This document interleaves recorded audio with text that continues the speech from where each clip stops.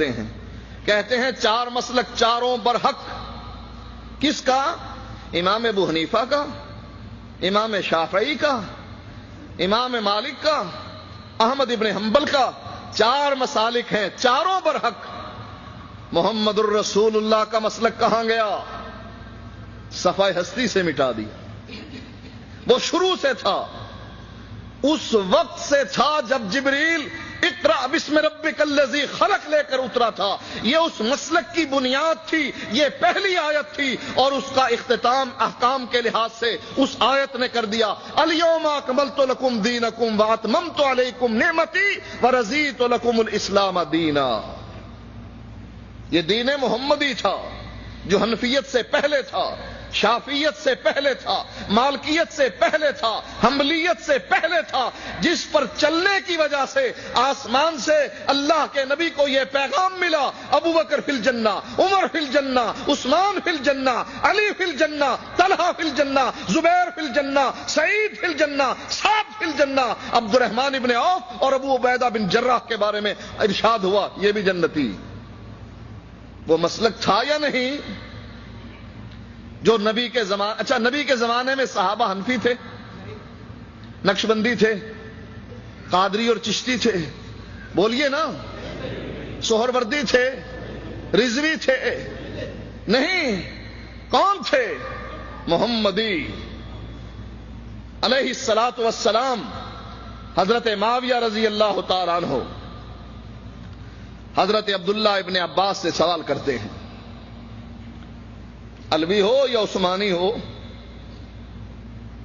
علوی ایک نسبت تھی حضرت علی کی طرف کہ جو حضرت علی سے محبت کرنے والے ہیں وہ حضرت علی کی طرف منسوب ہو کر علوی کہلواتے، اور جو حضرت عثمان سے محبت کرنے والے ہیں وہ عثمانی کہلواتے. الیکشن ہوا تھا حضرت علی اور حضرت عثمان رضی اللہ تعالی عنہما کے درمیان. بعض لوگوں نے جو حضرت علی سے محبت کرتے تھے حضرت علی کو ووٹ دیے، اور اکثریت نے حضرت عثمان کو ووٹ دیے، کیونکہ یہ اکثریت حضرت عثمان سے محبت کرتی تھی اور سمجھتی تھی کہ خلیفہ برحق حضرت عمر کے بعد جن کو خلافت ملنی چاہیے وہ یہی ہیں حضرت عثمان. اسی نسبت سے بعض علوی بن گئے، بعض عثمانی بن گئے. حضرت معاویہ پوچھتے ہیں عبداللہ ابن عباس سے، نبی کے چچا کے بیٹے سے، علوی ہو یا عثمانی؟ فرمانے لگے، معاویہ نہ میں علوی ہوں نہ میں عثمانی ہوں، میں کیا ہوں؟ میں محمدی ہوں، محمد صلی اللہ علیہ وسلم کو ماننے والا. یہ مسلک موجود تھا یا نہیں؟ بولیے، یہ مسلک موجود تھا یا نہیں؟ جس مسلک پر چلنے والے نے حضرت عمر کے فتوے کو رد کر دیا تھا. کیا کہا؟ ابو کا یمنا و انت تتمتع، تیرا باپ تو حج تمتع سے منع کرتا تھا اور تم حج تمتع کرتے ہو. کیا کہا تھا عبداللہ ابن عمر نے؟ بخاری کی روایت ہے، امر ابی یتبع امر رسول اللہ صلی اللہ علیہ وسلم. مجھے بتاؤ میرے باپ کی بات چلے گی یا محمد الرسول اللہ کی چلے گی؟ اس کا معنی یہ ہے کہ صحابہ کے زمانے میں یہ مسلک موجود تھا، تابعین کے زمانے میں یہ مسلک موجود تھا. جب حضرت عبداللہ ابن عباس ایک مسئلہ بیان کرتے ہیں، جواب میں کہنے والا کہتا ہے ابو بکر نے یوں فرمایا، عمر نے یوں فرمایا، تو عبداللہ ابن عباس فرماتے ہیں مجھے ڈر ہے کہ کہیں یہ کہنے پر کہ میں نبی کی حدیث پیش کرتا ہوں اور تم ابو بکر اور عمر کا قول پیش کرتے ہو، مجھے ڈر ہے کہ یہ کہنے کی وجہ سے تم پر آسمان سے پتھروں کی بارش نازل نہ ہو. صحابہ تابعین کے زمانے میں یہ مسلک موجود تھا جس کا نام محمدی مسلک تھا. مٹا دیا نا. کہا چار ہیں، چاروں برحق. پانچواں کہاں گیا؟ محمدی مسلک. کہا نہیں، حرم میں چار مصلے بچھائے گئے تھے نا، کہ یہ حنفیوں کا، شافیوں کا، مالکیوں کا، حنبلیوں کا چار مصلے بچھائے گئے. پانچواں کہاں گیا؟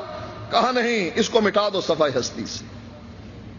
تم اس کو مٹانا چاہتے ہو، اور رب فرماتا ہے وَرَفَعْنَا لَكَ ذِكْرَكَ، ہم تیرے ذکر کو بلند کرتے رہیں گے.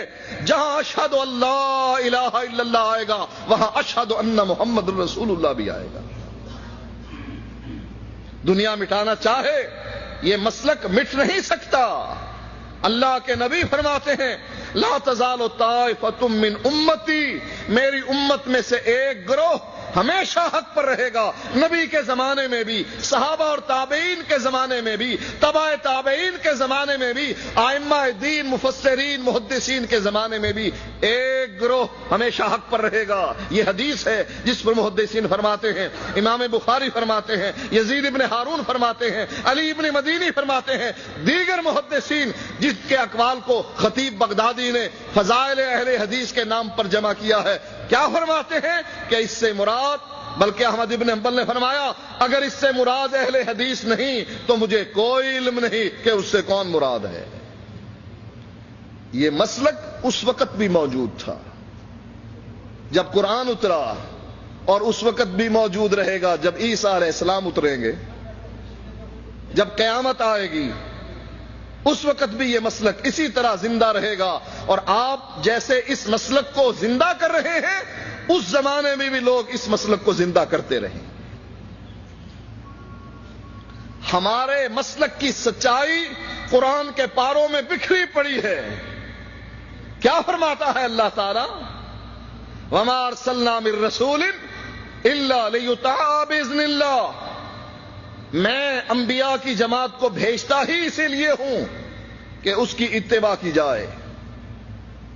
یہی آیت امام ابو حنیفہ رحمۃ اللہ علیہ کے بارے میں بھی آئی ہے نا کہ ہم نے 4 امام بنائے ہیں اور چاروں کے بارے میں ہم گارنٹی